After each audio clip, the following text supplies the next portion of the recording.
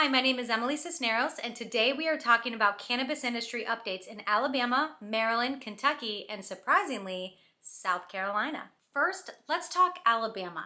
If you have been following the state's licensing program, you know that it has been off to a rocky start. The state's license application program started back in 2023. License applicants had heard rumblings that MSOs, or multi-state operators, had given tours to state regulators of their facilities to kind of showcase what a good facility should look like.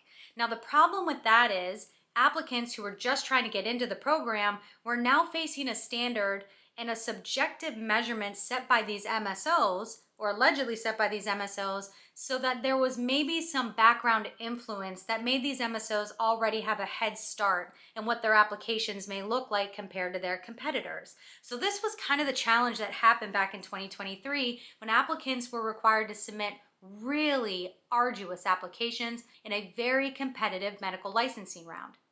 Now, fast forward to this month, and a judge made a game-changing call to scrap the program. Personally, I do think this is a positive step because Alabama has been under fire for transparency issues in its application and licensing process. Some would even argue that the Alabama Medical Cannabis Commission dropped the ball on transparency and rulemaking.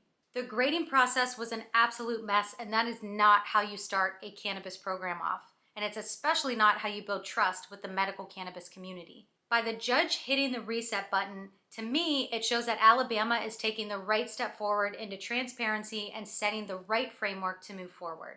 On the other hand, this pushes medical cannabis sales out for another year. When states open up their cannabis licensing programs, they predict that once they open the application process, they have a set amount of time to grade those applications and award licenses, and from there they can predict when the first medical cannabis sales will start.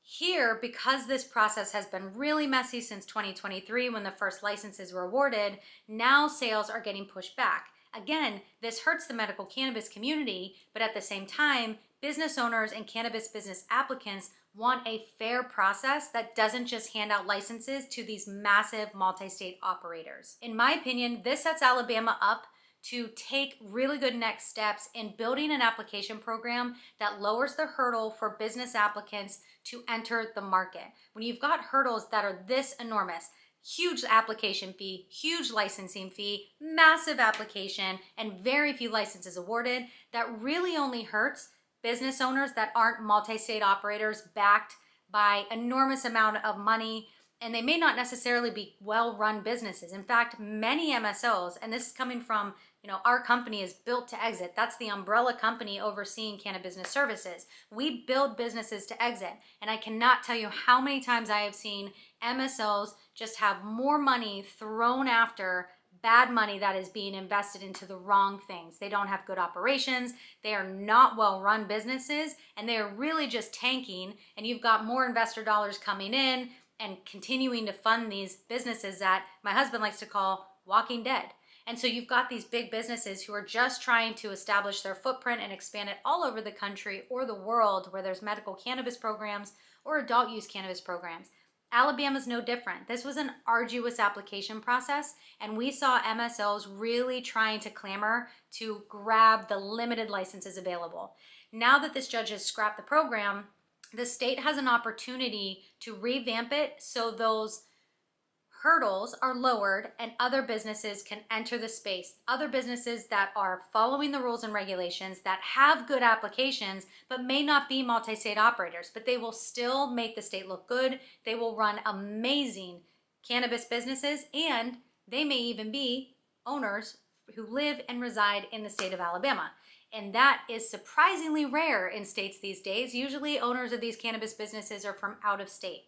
And so maybe Alabama has an opportunity to see homegrown businesses run and operated by residents of the state.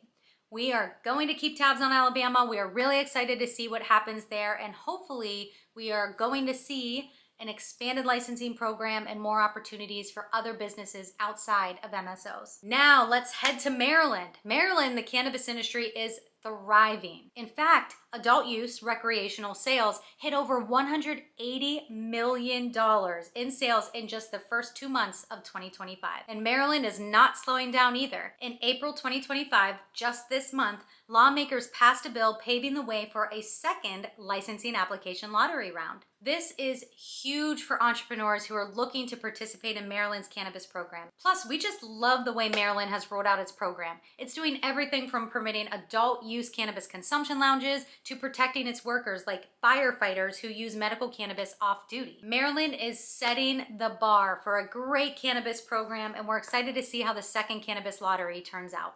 Meanwhile, over in Kentucky, things are getting a little bit spicy. We have been keeping up with Kentucky and participating in its cannabis application round since it started, and it has been under scrutiny since the beginning. Kentucky's medical cannabis program kicked off recently, but not without its share of drama. But here is the craziest update for the state of Kentucky. Its auditor just launched an investigation into the Office of Medical Cannabis, the OMC, specifically regarding its lottery process. So when Kentucky opened its first application round at the end of last year, it did so through a sort of hybrid process. You had to first verify that your application was qualified to be entered into the lottery, and then, if it passed, you were then put into the lottery. And that application grading process and lottery are now under scrutiny. And here is the crux of the issue that is under investigation. Almost 90% of the licenses that were won in the lottery were from out-of-state owners. So this auditor's probe into the process is to ensure that transparency occurred throughout the entire process and to look into why only 10% of the licenses that were won by in-state applicants. And maybe the probe will determine that even those in-state license holders had some outside influences. There's a lot of documentation and agreements that get passed when you go through an application process, specifically related to operating agreements and things like that. And sometimes in-state operators get totally blindsided by consultants and attorneys who come into the space, say that they're going to help these applicants, and ultimately steal ownership and control away from the applicant. We see it all the time. We see it in every state. Kentucky is no different. So we hope that the auditor's investigation will also look into the operating agreements of these license holders to truly determine who has real ownership and control of these businesses. If these are out of state owned and operated, that's going to be a problem because there were application requirements that required ownership and control by in-state operators. But if you have a consultant on the paper who is coming in as just a consultant, but that consultant is taking majority ownership and control, now you've got an issue. Now you've got non-compliant applications that never should have been put into the application to begin with. And again, this happens in nearly every single round in every single state. So we are really, really excited that the auditor is probing into this issue. And we hope that this comes out with some transparency in Kentucky's application process. Last but not least, my favorite state, South Carolina. South Carolina is my favorite state because it has palm trees, beaches, dolphins, amazing wildlife, and the weather here is amazing. That is why I live in South Carolina. I moved here because I love it here. However, its cannabis policies are pretty far behind. In fact, I am convinced that we will be the last southern state to legalize even medical cannabis. However, all hope is not lost. Advocacy groups across the state are turning up the heat and pushing for medical cannabis to be approved by pointing to the economic benefits of neighboring states. Lawmakers are starting to warm up to the fact that this could be a thing of the future here in the state. And truthfully, no matter where you fall on the political spectrum, we've seen a lot of bipartisan support from Democrats and young Republicans. And that's no different here in South Carolina. While no major bills have been passed this year, the conversation is gaining traction, and this is the roadmap that we see in all states before they eventually legalize medical cannabis and then eventually adult use cannabis. I'll wager that we'll see some serious legislative proposals in 2026. For now, South Carolina is slow moving, but the conversation has started, and I am very optimistic.